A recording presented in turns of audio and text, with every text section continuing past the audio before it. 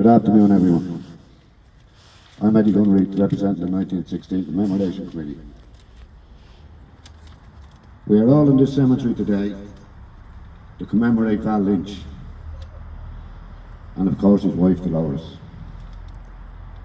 Val Lynch was a great friend and a true Republican. We're going to begin today with the laying of the wreaths. On behalf of the 1916 Committee, Christy Salmon.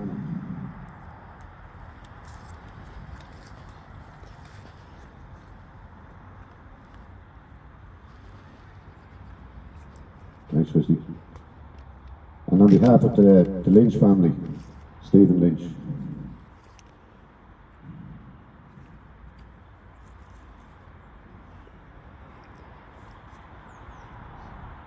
And from the 32 County Sovereignty Movement, Phil Dunhill.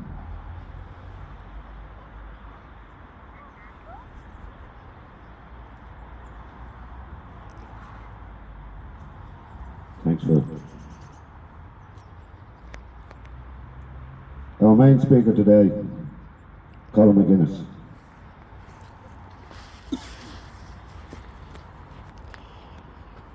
I would like to welcome you all here today as we gather to commemorate and remember our friends and comrades Val and Dolores Lynch.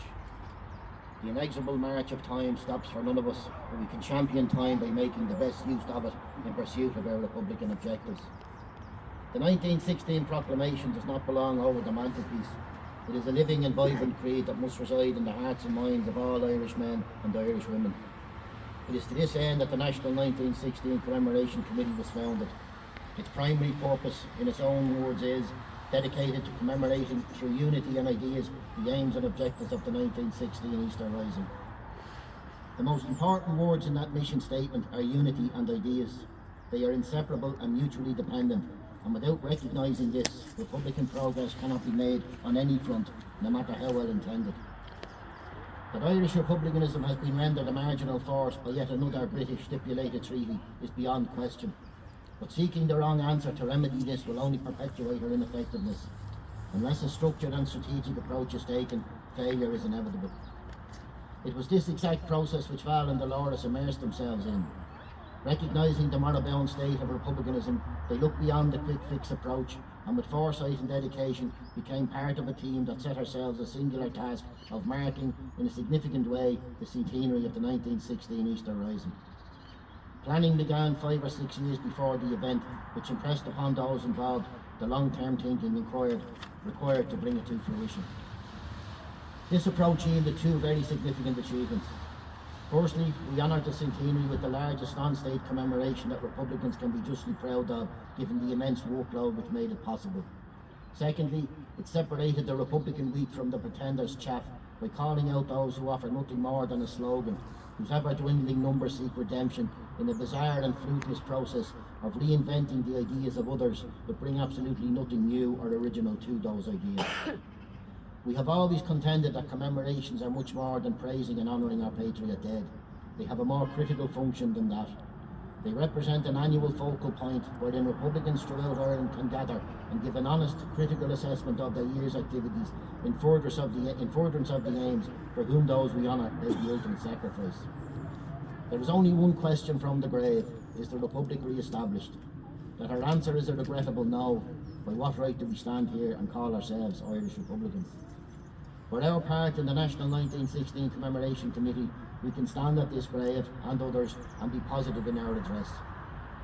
Like all of the Republicans, we have faced the broad indifference of our people towards Irish Republican objectives. We have seen the ever-receding promise of a border poll entrenched as the false and only route to a sovereign Ireland.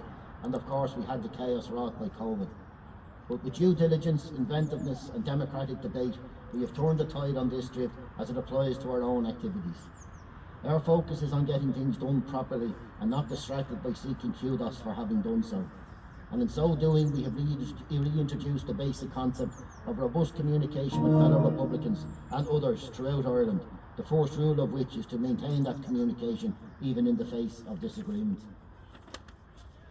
The fruits of a year's work will once again be realised this Easter, Monday, April 21st. The only compensation we receive from the absence of Val and Dolores is the inspiration we derive from having worked with them so closely in the past in this endeavour. Many lessons have been learned and many solutions have been implemented. And whilst Easter Monday is a seminal day in Republican history, it is the work we do every day in between that will bring the re-establishment of the Republic proclaimed in 1916 that ever bit closer. This is the work that the National 1916 Commemoration Committee is about. And in honour of Val and Dolores, we invite you to join us and help continue the work which they helped to start. Farewell.